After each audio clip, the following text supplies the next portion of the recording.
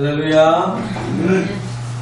우리에게 성령 충만함을 허락하여 주셔서 이 땅에서 하나님의 자녀답게 하나님 나라의 백성으로 살아갈 수 있도록 우리에게 성령의 충만함을 부어주시는 우리 하나님을 향하여 할렐루야 찬양대에서 귀한 찬양을 올렸습니다. 우리 주님께서 영광 중에 받아주신 줄로 믿습니다. 찬양의 가사처럼 우리 모두가 성령의 큰 불을 충만히 받아서 하나님의 사명을 감당하고 또 이 땅에서 한 날을 살아가는 우리 모두가 되기를 주의 이름으로 축원합니다. 우리 옆 사람과 인사 나눕시다. 성령 충만 받읍시다. 성령 충만 받읍시다. 아멘.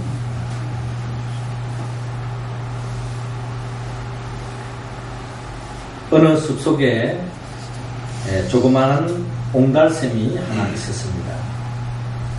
맑고 깨끗한 물을 마시기 위해서 숲속에 많은 동물들이 자주 들리는 곳이었습니다.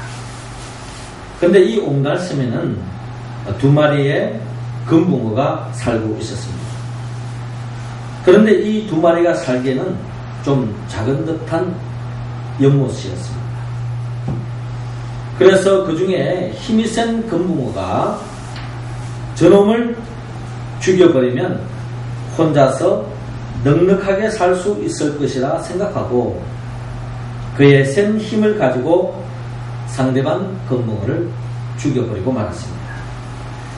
죽은 물고기는 물 위에 떠올랐고 심하게 부패하여서 작은 연못은 금세 썩은 물로 변하고 말았습니다. 혼자 남아서 잘 살 것이라 생각했던 그 남은 금붕어도 결국에는 더러운 물을 먹고 똑같이 죽고 말았습니다. 그렇습니다. 모든 생명은 서로 연결되어 있습니다. 서로 더불어 갈 때야만이 살아갈 수 있습니다. 독불장군처럼 스스로 존재할 수 있는 생명은 아무도 없습니다.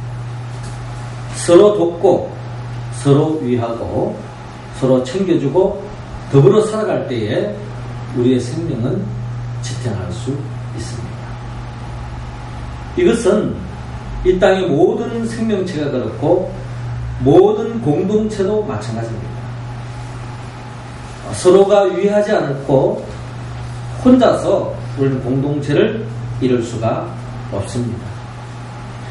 오늘 이 작은 연못 속에 이 두 마리의 금붕어를 바라보면서 이 슬픈 이야기가 우리가 살고 있는 삶의 자리에도 그대로 드러나고 있는 것을 볼 수가 있습니다.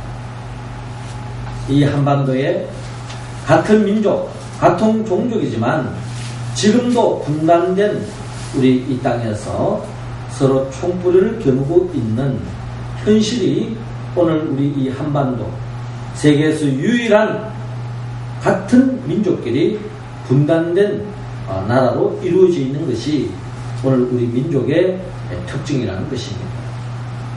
이러한 모습은 민족뿐만 아니라 가정도 마찬가지입니다.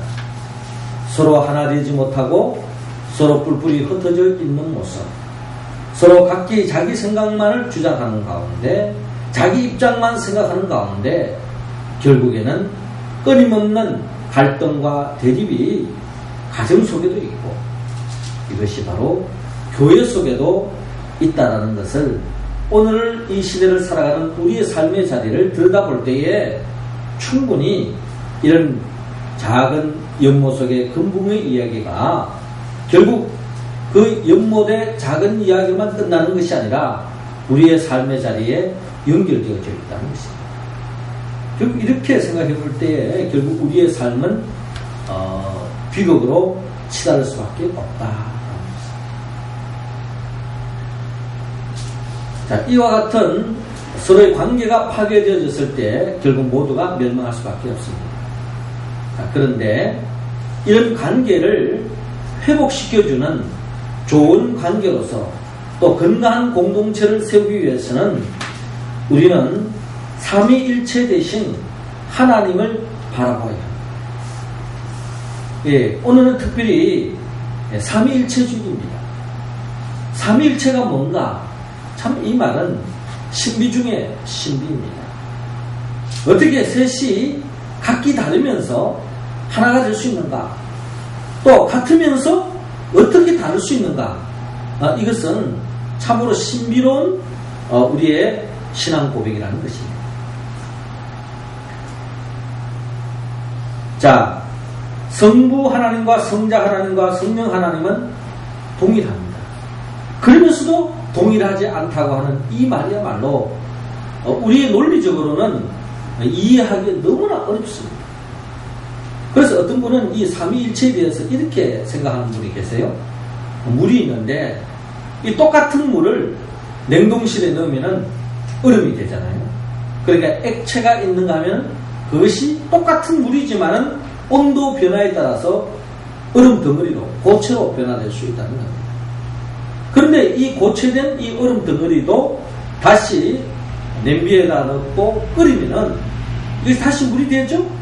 또 물이 된 것이 다시 더 계속 가열하면 수증기로 변화되게 된다는 겁니다. 그러니까 이 삼위일체 되시는 하나님이 같은 변으로서 다른 분이라고 하는 것이 마치 물과 얼음과 수증기가 같은 물이지만은 그 온도 상황에 따라서 각기 달리 표현되어지는 것처럼 이 삼위일체 하나님도 이와 같이 같은 분이면서도 다를 수 있다라고 표현하지만 그것 또한 삼위일체에 대한 온전한 해석으로 가기에는 한계가 있습니다. 그런데 이 삼위일체는 우리가 논리적으로 해석하기에는 참으로 어려움이 있습니다만은 그럼에도 불구하고 우리의 삶의 공동체에는 바로 이 삼위일체가 적용되어질 때에 더 없는 건강한 공동체가 될 수 있다는 겁니다. 삼위일체는 다른 말로 말하면 어떤 분은 다양성 속의 일치다, 다양성 속의 통일이다 이런 말을 해요. 자, 이 말은 어떤 공동체이든지 다양성을 중요시합니다. 다양함을 인정해야 된다는 거죠. 다양함을 인정하지 않는 공동체는 독재주의자로 할 수 있습니다. 전제 국가로 갈 수 있다는 거죠. 그런데 다양성은 인정하면서 통일성이 없을 때 이러면 어떤 일이 생겨질까요? 거기에는 혼란과 방종의 역사가 일어날 수밖에 없다. 우리 정치사회에서 한때 자유당 시대가 있었잖아요. 그때에 서로 국론이 분열되어지고 각기 찢어지고 갈라지는 그런 자유당 시대 때를 놓고서 우리가 생각할 때에 그때는 혼란의 시대였다, 방종의 시대였다 이렇게 표현하는 사람도 있습니다. 자, 이러한 모습을 볼 때에 우리는 통일성도 무시할 수 없고 또 다양성도 무시할 수 없다는 겁니다. 통일성은 있는데 다양성이 없을 때 그건 독재국가가 된다는 거예요. 독재 공동체가 된다는 거예요. 그렇기 때문에 가장 건강한 공동체는 다양성을 인정하면서도 통일성을 이루는 것. 그래서 우리가 잘 아는 우리 철도 목사님이 운영하는 것, 다일 공동체 하는 그 공동체는 다양성 속의 일치를 지향하는 공동체, 이런 의미로서 다일 공동체를 만들었다. 이제 이렇게 이야기를 한 바가 있습니다. 이처럼 어느 공동체이든 이 다양성과 이 통일성을 이루어야 되는데 이것을 또 다른 말로 이 삼위일체를 어떤 분은 평화통일이다 이렇게 표현한 바가 있습니다. 평화통일이라고 하는 것은 서로 다양함을 인정하는 가운데 평화가 이루어진다는 거예요. 그러면서도 통일성을 이루는 것, 이것이 바로 삼위일체다 이렇게 삼위일체에 대해서 설명한 분도 계십니다. 자, 그런 것과 마찬가지로 삼위 하나님은 우리가 이 성경 역사를 통해서 바라보듯이 삼위 하나님이 분명히 다양한 사역을 통해서 그러나 통일성을 이루는 것을 우리가 볼 수가 있는데, 우리 이 삼위 하나님은 우리가 잘 아는 것처럼 생명이라는 관점에서 우리가 생각해 봤을 때 이 삼위 하나님 대신 성부 하나님께서 우리에게 생명을 허락해 주었다는 겁니다. 그런데 그 생명은 인간이 범죄함으로 말미암아 결국 그 생명은 죽을 수밖에 없는 생명이 되는데 그 생명을 구원하신 분이 바로 성자 하나님, 예수님이라는 거예요. 그 예수님께서 십자가에 못 박혀 죽음을 통하여서 우리 죄의 문제를 해결해 주셨다는 것입니다. 구속해 주셨다는 겁니다. 그럼 구속받은 이 생명이 어떻게 주님이 재림하여 오시는까지 영원히 본연될 수 있느냐? 어떻게 그 생명이 지탱될 수 있느냐? 그게는 바로 성령님이 함께해 주셔야 된다는 겁니다. 그래서 우리가 지난주일에 성령 강림주일을 했는데요. 이제 지난주일부터 이제 앞으로 계속해서 이 성령 강림주일이 계속 진행되어집니다. 예수님이 재림하여 오시는 그날까지 이 성령 강림주일을 통하여 오순절의 역사가 우리의 믿음의 여정 속에 계속 진행되어진다는 겁니다. 그러니까 성령을 받을 때야만이 우리가 이 생명을 주님 보시기에 부끄럽지 않는 생명으로 지탱할 수 있다라는 것입니다. 이처럼 성부, 성자, 성령의 하나님이 우리 가운데 역사할 때에 우리는 다양성을 인정할 수 있고 그런 가운데서도 통일성을 유지할 수 있다라는 겁니다. 그렇기 때문에 가정이든 민족이든 교회이든지 이 삼위일체 하나님을 우리가 닮아갈 때에 우리는 다양성 속에 통일성, 즉 평화 통일을 이름으로 인해서 가장 건강한 공동체를 우리는 지켜갈 수가 있다라는 것입니다. 그렇다면 이 삼위일체 하나님을 우리는 본받을 때에 우리는 가장 건강한 공동체를 세워갈 수 있다는 것입니다. 그렇다면 우리는 삼위 하나님을 닮아야 하는데 오늘 본문 13절을 중심으로 하나님은 먼저 예수님을 닮아라고 말씀하고 있습니다. 자, 13절 말씀 우리 같이 한번 읽어봅니다. 시작. 그러나 진리의 성령이 오시면 그가 너희를 모든 진리 가운데로 인도하시니 그가 자유로 말하지 않고 오직 듣는 것을 말하시며 장래 일을 너희에게 알리시리라. 아멘. 자, 오늘 본문 13절에 그러나 진리의 성령이 오시면, 자, 성령님은 진리의 성령이라고 말씀하셨는데 이 진리의 성령님께서 즉 성령님께서 너희를, 즉 우리들을 모든 진리 가운데로 인도해 주신다라고 말씀하고 있습니다. 그러니까 성령님이 하시는 일, 우리가 성령 충만함을 받으면 그 성령님께서 우리를 진리 가운데로 인도해 주시는데 우리의 참 진리가 누구십니까? 그분이 바로 예수 그리스도라는 것입니다. 성령님은 우리를 진리로 인도해 줍니다. 우리 진리가 누굽니까? 그분이 바로 예수 그리스도라는 것입니다. 예수 그리스도께서 나는 길이요 진리요 생명이라고 말씀하셨습니다. 그렇기 때문에 성령님은 우리를 예수님께로 인도해 주십니다. 진리 대신 예수님께로 인도해 주십니다. 예수님이 왜 진리입니까? 예수님은 결국 십자가에 못 박혀 죽음을 통하여 그리고 죽은 자 가운데 부활하심을 통하여 참 진리심을 우리에게 증거해 주었습니다. 왜 예수님의 십자가와 부활이 참 진리임을 증거해 주느냐? 여러분, 진리는 생명으로 연결되어져야 합니다. 아무리 진리라 할지라도 그것이 우리의 생명으로 영원한 생명으로 연결되어지지 않는다면 그 진리 또한 허구에 불과하다는 것입니다. 그렇다면 예수님은 우리를 진리의 길로 인도하게 하여 영생의 길로 인도하게 하여 우리의 모든 죄의 문제를 해결하게 하여 우리의 죄를 짊어지고 십자가에 못 박혀 죽었습니다. 그리고 예수님은 죽은 자 가운데 3일 만에 부활하심을 통하여 우리를 거듭난 생명, 하나님의 자녀된 생명으로 우리를 초청해 주었습니다. 이처럼 우리는 나를 위하여 죽으시고 부활하신 예수부터만 믿기만 하면 우리는 진리에 이르러서 영원한 생명의 길로 나아갈 수 있고 잃어버린 하나님의 나라를 되찾을 수 있고 영원한 생명에 잇대어 복된 삶을 살아갈 수 있다는 것입니다. 그러므로 우리 모두는 이 진리 대신 이 예수 그리스도를 믿기 때문에 우리는 찬송가 487장을 통하여 우리는 이런 찬송을 통하여 진리 되신 예수 그리스도를 고백합니다. 어두운 후에 빛이 오며 바람 분 후에 잔잔하고 소나기 후에 햇빛 나며 수고한 후에 신이 있고 연약한 후에 강건하며 예통한 후에 위로받고 눈물 난 후에 웃음 있고 씨 뿌른 후에 추수하네. 괴로운 후에 평안 있고 슬퍼한 후에 기쁨 있고 멀어진 후에 가까우며 고독한 후에 친구 있네. 아주 보편적인 진리를 우리에게 설명하고 있습니다.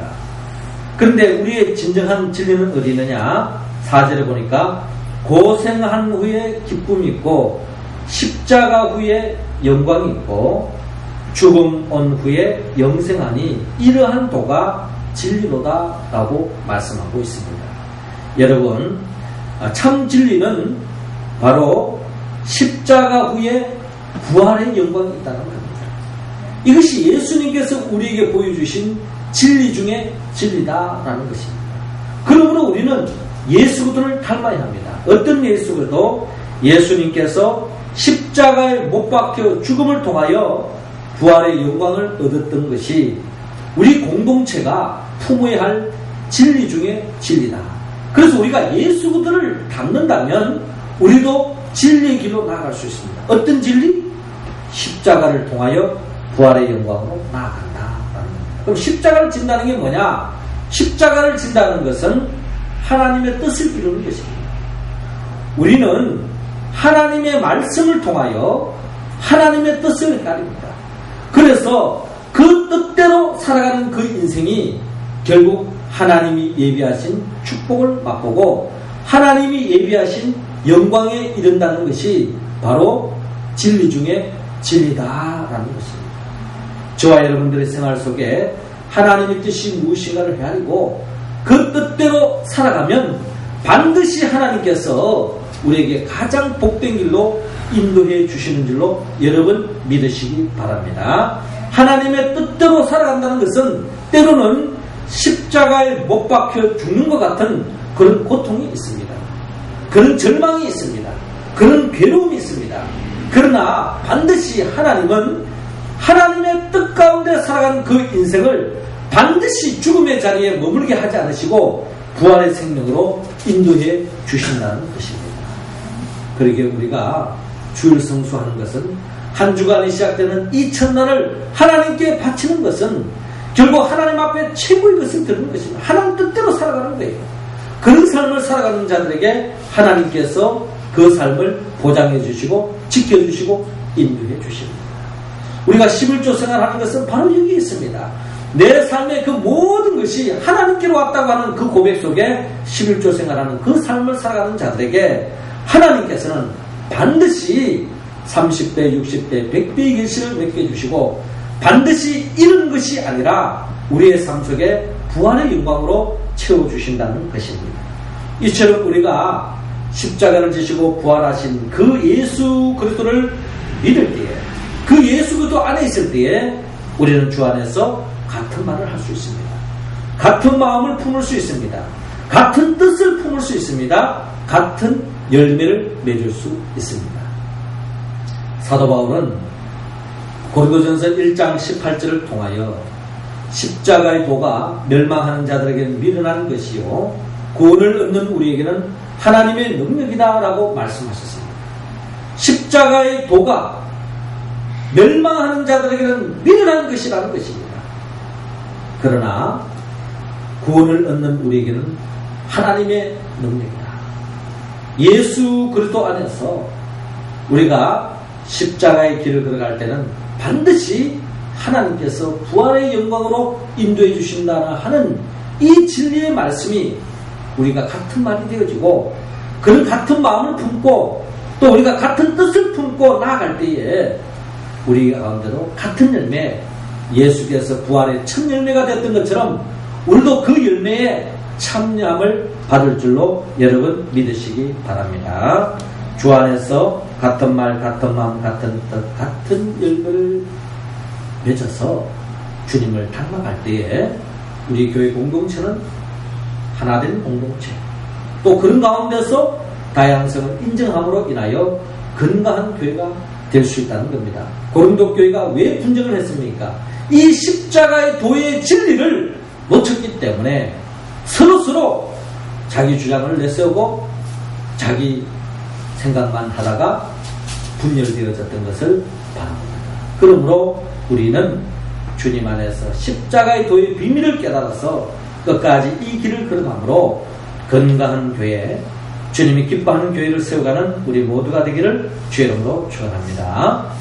이어서 두 번째로 우리 공동체가 건강한 가정 공동체, 민족 공동체, 또 우리 교회 공동체가 되기 위해서는 오늘 본문 14절 중심으로 성령을 닮아야 합니다. 14절 말씀 우리 할렐루야 찬양 대우들 읽어주시기 바랍니다. 시작. 그가 내 영광을 나타내니 내 것을 가지고 너희에게 알리시겠습니다. 아멘. 오늘 본문 14절에 보면 그가 즉 성령님이 내 영광을 나타내리라. 여기서 내라는 것은 예수님을 드러낸다는 거예요. 그러니까 성령님은 예수님을 드러내는 것이 성령님의 주관식입니다. 그러니까 이 성령 충만한 사람은 예수님이 누구인가를 알게 되어지고 예수님을 드러내고 예수님을 증거하고 예수님을 자랑하는 데에 전심전력을 다하는 것을 바라볼 수 있습니다. 잘못된 영으로 가득 찬 사람은 예수님과는 멀어집니다. 그렇기 때문에 이 성령 충만한 사람은 성령을 닮아갈 수 있는데 이 성령은 바로 예수님이 누구인가를 알게 되어진다는 겁니다. 예수님은 말씀으로 천지만물을 창조하신 예수 그리스도의 영입니다. 성령님은 또 말씀이 육신이 되어 이 땅에 오신 예수 그리스도의 영입니다. 또 성령님은 우리의 모든 죄의 문제를 해결하기 위하여 십자가에 못 박혀 죽으신 예수 그리스도의 영입니다. 또 성령님은 죽은 자 가운데 3일 만에 부활하신 예수 그리스도의 영입니다. 또 성령님은 죽은 자 가운데 부활하시고 성천케 하신 성령님이시 예수 그리스도의 영입니다. 또 성령님은 지금도 우리에게 보혜사 성령을 보내주시는 분입니다. 그 성령이 하는 일이 뭐냐? 그 성령에 충만한 사람은요 교회를 세워갈 수 있습니다. 여러분 공동체는 성숙하지 못한 사람, 성령 충만하지 못한 사람은 결코 교회를 이룰 수가 없습니다. 자기 생각에 빠지고 이기주의에 빠지는 사람은 결코 공동체를 이룰 수 없습니다. 공동체는 영적으로 성숙한 사람이 가능합니다. 여러분 가정을 이루려면요 전부 다 애만 있어보세요. 그 가정이 건강한 가정이 됩니까? 전부 다 애기처럼 자기 주장만 해버리면요 그 가정은 설 수가 없습니다. 거기에 성숙한 사람이 있을 때에 그 가정은 사랑의 공동체가 될 수 있는 것처럼 교회도 마찬가지입니다. 모두가 어린애와 같이 자기 주장하고 자기 주장만 내세우면은 결국 교회를 이룰 수가 없습니다. 결국 성령은 교회를 이루게 한다. 그리고 성령님은 예수님을 우리 모두를 영원한 하나님의 나라로 인도케 하시기 위해서 재림하여 오신 예수 그리스도의 영이라는 것을 성경은 우리에게 말씀하고 있습니다. 자, 이 성령을 우리가 충만히 받을 때에 우리는 성령의 9가지 열매, 사랑과 희락과 화평과 오래 참음과 자비와 양성과 충성과 온유와 절제의 열매를 맺을 수 있습니다. 자, 이 성령의 사랑함으로 성령 충만한 사람은 이 성령의 9가지 열매를 맺지 않고는요, 여러분, 교회 공동체를 이룰 수 없습니다. 사랑과 희락과 화평이 없이 어떻게 교회를 세워갈 수 있습니까? 오래 참음과 자비와 양성과 충성과 온유와 절제가 없이 어떻게 우리가 교회를 지켜나갈 수 있겠습니까? 교회를 지켜나가려면 오래 참아야 합니다. 자비가 있어야 되고 양성이 있어야 됩니다. 또 어떠한 상황 속에도 주님 바라보고 충성하는 마음을 잃지 않아야 합니다. 그리고 온유하고요 절제하는 마음을 갖추지 않고는 결코 교회를 이룰 수가 없다라는 것입니다. 사랑하는 성도 여러분, 우리는 성령의 충만함을 받아 성령님을 닮아서 성령님이 맺는 이 성령의 9가지 열매를 맺어서 가장 건강한 공동체를 세워가는 우리 모두가 되기를 주의 이름으로 축원합니다. 이어서 마지막 세 번째로 오늘 본문 15절을 통하여 하나님을 닮아라고 말합니다. 자, 15절 말씀 우리 같이 한번 읽겠습니다. 시작. 무릇 아버지께 있는 것은 다 내 것이라. 그러므로 내가 말하기를 그가 내 것을 가지고 너희에게 알리시리라 하였노라. 아멘. 무릇 아버지께 있는 것은 다 내 것이라 라고 말씀합니다. 즉 하나님께 있는 그 모든 것이 아들이신 예수 그리스도의 것이라 라고 말하고 있습니다. 이 말은 하나님과 예수 그리스도는 동일한 분이라는 것을 우리에게 증거하고 있습니다. 그리고 내가 말하기를 그가 내 것을 가지고 너희에게 알리시라. 즉 성령님은 주님의 것을 가지고 우리에게 알려주시겠다라고 말씀하고 있습니다. 자, 이 15절을 통해서 성령님이나 하나님이나 예수님이 다 같은 분이라는 것을 삼위일체 되시는 그 영적인 비밀을 오늘 15절을 통하여서 우리에게 보여주고 있습니다. 그러니 우리가 예수님을 닮는다는 것은 하나님을 닮는 것과 같고 하나님을 닮는다는 것은 성령님을 닮는 것과 다름이 없다라는 것입니다. 그러므로 우리는 삼위일체 하나님을 알아야 되는데 우리가 특별히 닮아야 할 하나님의 모습은 하나님은요 사랑의 하나님입니다. 하나님은 우리에게 최고의 것을 주셨어요. 그렇잖아요? 하나님은 우리를 얼마나 사랑하셨는지 하나님은 독생자 예수를 아낌없이 우리에게 주셨어요. 독생자 예수를 줬다는 것은 하나님의 모든 것을 우리에게 주었다라는 것입니다. 독생자 예수부터만 주었습니까? 독생자 예수를 통하여 믿는 우리들에게 그 믿음을 주님이 오시는 그날까지 지키고 그 교회 공동체를 지키게 하기 위해서 우리에게 최고의 선물을 주었는데 그게 바로 뭔가 하니 성령님을 주었다라는 것입니다. 성령님을 주었다. 누가복음에 보면은 너희가 악할지라도 좋은 것을 자식에게 줄 줄 알거든 하물며 너희 천국께서 구하는 자에게 성령을 주시지 않겠느냐라고 말씀하고 있습니다. 하나님이 우리에게 줄 수 있는 최고의 선물 그게 바로 성령이라는 것입니다. 그래서 우리가 이 성령을 충만히 받을 때에 우리 넘치 못한 일이 없고 부족함이 없다라는 것입니다. 그리고 이 성령 충만함을 받은 사람은 하나님을 닮습니다.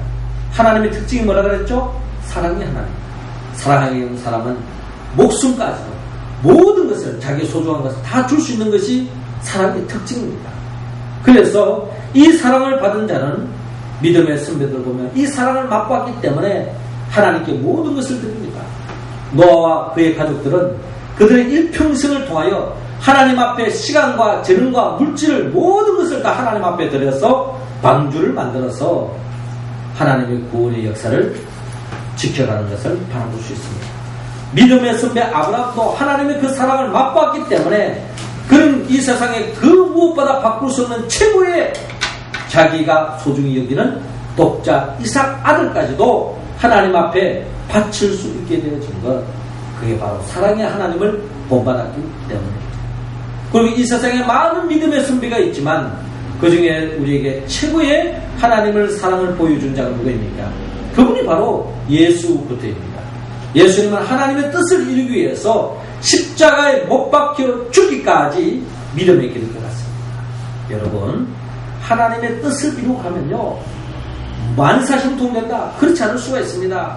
하나님의 뜻대로 살아가는 삶 속에 십자가에 못 박혀 죽음이 다가올 수 있습니다. 그러나 여기에 머무르지 않아 하나님은 반드시 보답합니다. 어떤 식으로? 죽음의 권세를 깨뜨리고 부활해 주게 하신다는 겁니다.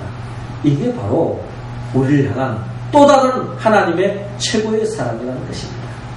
사랑하는 성도 여러분, 하나님께서는 오늘 이 삼위일체의 주의를 통하여서 우리 모두가 삼위일체 하나님, 성부, 성자, 성령의 하나님을 닮기를 원합니다.